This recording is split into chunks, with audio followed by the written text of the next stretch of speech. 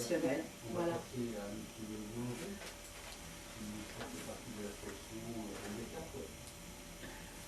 Alors, le promoteur de l'ENECAP, en l'occurrence, ce n'est pas moi, hein, puisqu'il est à côté de moi et il pourrait mieux en parler. Et je suis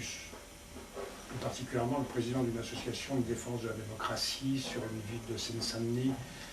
et qui a vocation, pour relayer nos initiatives, de travailler avec le blog Olnecap. Et donc, personnellement, je laisserai à mon voisin la possibilité de dire tout ce qu'il a envie de nous dire, effectivement, sur son activité comme blogueur émérite. Ceci étant, pour parler de notre association, c'est une association qui a eu vocation à la parution d'une loi sur la démocratie de proximité de permettre à ce que la démocratie soit l'outil de participation des citoyens vis-à-vis des élus en cours de mandat qui leur permettent éventuellement d'amender leurs réflexions et de permettre de faire en sorte que les gens ne soient pas surpris par les décisions qui sont prises par leurs élus et qu'ils n'auraient de ce fait comme possibilité que de les sanctionner éventuellement en fin de mandat. Donc c'est un outil, de mon point de vue, extrêmement précieux, malheureusement pas à la hauteur toujours de l'événement et qui n'est prévu d'être installé en théorie que dans les villes de plus de 80 000 habitants, ce qui amène à ce que ce manque de démocratie qui peut exister entre deux élections amène à certains problèmes. L'actualité l'interprète aujourd'hui avec le barrage de Sivens dans le Tarn. C'est pas pour se raccrocher à l'actualité que j'en parle, mais c'est aussi pour dire que les endroits où la démocratie ne fonctionne pas, c'est aussi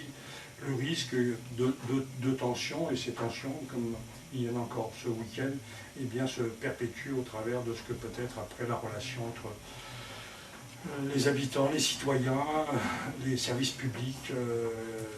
la police, puisque aujourd'hui c'est aussi et principalement dans ce domaine qu'il y a des tensions qui s'effectuent quant à ce que peut être le côté régalien du fonctionnement de l'État,